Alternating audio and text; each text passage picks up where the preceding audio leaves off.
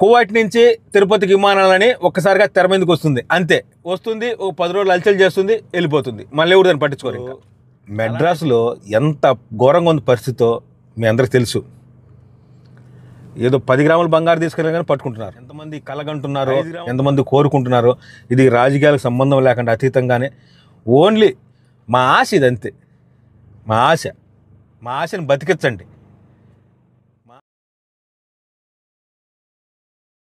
అందరికీ నమస్కారం.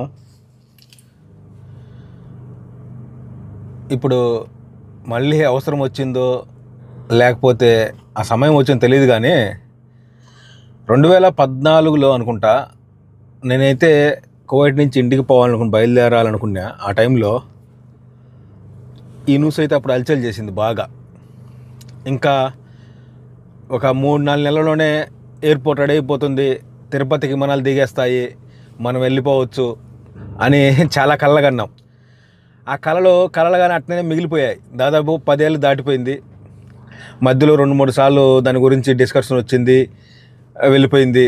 నేనైతే రాజకీయ పార్టీల గురించి మాట్లాడడం లేదు, ఎందుకంటే మన రాజకీయాలకు అసలు సంబంధమే లేదు. అసలు రాజకీయాలకు నేను ఎప్పుడు రాజకీయాల గురించి మాట్లాడను, నాకు సంబంధం లేదు.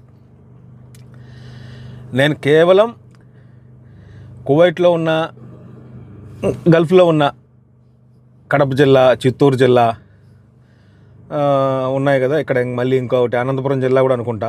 అనంతపురం జిల్లా వాళ్ళు పెద్దగా ఇక్కడ రారు. చిత్తూరు జిల్లా, కడప జిల్లా, వీళ్ళ గురించే.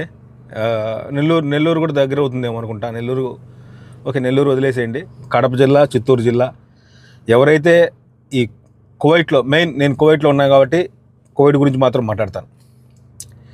ఇక్కడి నుంచి బాగా కలలు కంటున్నాం, దగ్గరికి వస్తుంది ఆగిపోతుంది. ఇలా ఇప్పటికి చాలాసార్లు జరిగింది. రీసెంట్గా ఇప్పుడు ఎందుకు ఈ ఇష్యూ గురించి మాట్లాడుతున్నానంటే, ఎవరైతే తిరుపతి ఎంపీ ఉన్నారో ఆయన వెళ్ళి ఎయిర్ ఇండియా సీఈఓని కలిసి దయచేసి కువైట్ నుంచి తిరుపతికి విమానాలు నడిపించండి, కోరారు.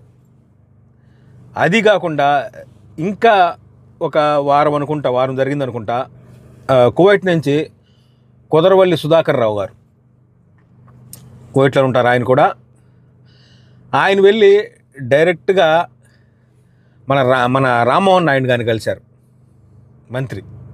ఎంపీ మంత్రి రామ్మోహన్ నాయుడు కలిసి ఇక్కడ విషయం గురించి చెప్పి, అయ్యా మాకు తిరుపతికి విమానాలు నడపండి, ఎప్పటి నుంచో మా కళ ఇది. ఇంటర్నేషనల్ ఎయిర్పోర్ట్ అయితే చేశారు, మోడీ గారి చేతుల నుంచి చేశారు, కానీ తర్వాత ఆ ఊసే లేదు. వస్తుంది పోతుంది. జగన్ గారి ప్రభుత్వంలో వచ్చింది, అంతకుముందు చంద్రబాబు గారు ఉన్నారు, మళ్ళీ ఇప్పుడు చంద్రబాబు గారు వచ్చారు. రాజకీయాల గురించి నేను మాట్లాడడం లేదు, వచ్చారని చెప్తున్నాను అంతే. ఎవరు కూడా దీన్ని రాజకీయపరంగా తీసుకునే వద్దు అసలు, దయచేసి. నేను ఓన్లీ కువైట్ నుంచి ఇండియాకు వెళ్ళాలనుకుంటూ తిరుపతి, అదే ఒక కడప జిల్లా వాసిగా చెప్తున్నాను అంతే. మాకు విమానాలు నడపడానికి అనుమతి ఇవ్వండి దయచేసి. ఇప్పుడు మెడ్రాస్లో ఎంత ఘోరంగా ఉంది పరిస్థితితో మీ అందరికి తెలుసు. ఏదో 10 గ్రాముల బంగారు తీసుకెళ్ళి కానీ పట్టుకుంటున్నారు, 5 గ్రాముల బంగారు తీసుకుని పట్టుకుంటున్నారు, దానికి ఫైన్లు కట్టించుకుంటున్నారు.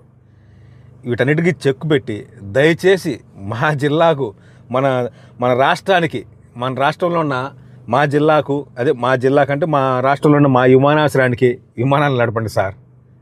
ఇది మా తరపు నుంచి రిక్వెస్ట్. ఎప్పటి నుంచో అనుకుంటున్నాం కానీ కుదరడం లేదు. ఈసారన్నా కరుణించి కటాక్షించి మమ్మల్ని, ఈ గల్ఫ్లో ఉన్న వాళ్ళందరినీ, ముఖ్యంగా మా కువైట్లో దయచేసి తిరుపతికి విమానాలు నడపండి సార్. కలగానే మిగిలిపోతుంది సార్.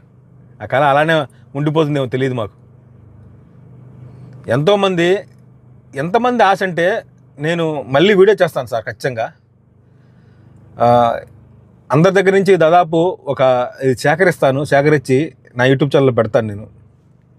ఎంతమంది కలగంటున్నారో, ఎంతమంది కోరుకుంటున్నారో, ఇది రాజకీయాలకు సంబంధం లేకుండా అతీతంగానే ఓన్లీ మా ఆశ ఇదంతే.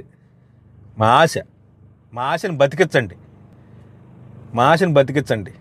మేము ఈ కోవిడ్ సాధించుకునే లోపలన్నా కనీసం ఒకసారైనా కోవిడ్ నుంచి డైరెక్ట్గా తిరుపతికి వెళ్తామో లేదు తెలియదు. దయచేసి మా ఆశను బతికించండి. చేతులు జోడించేది వేడుకుంటున్నాం పెద్దలందరినీ.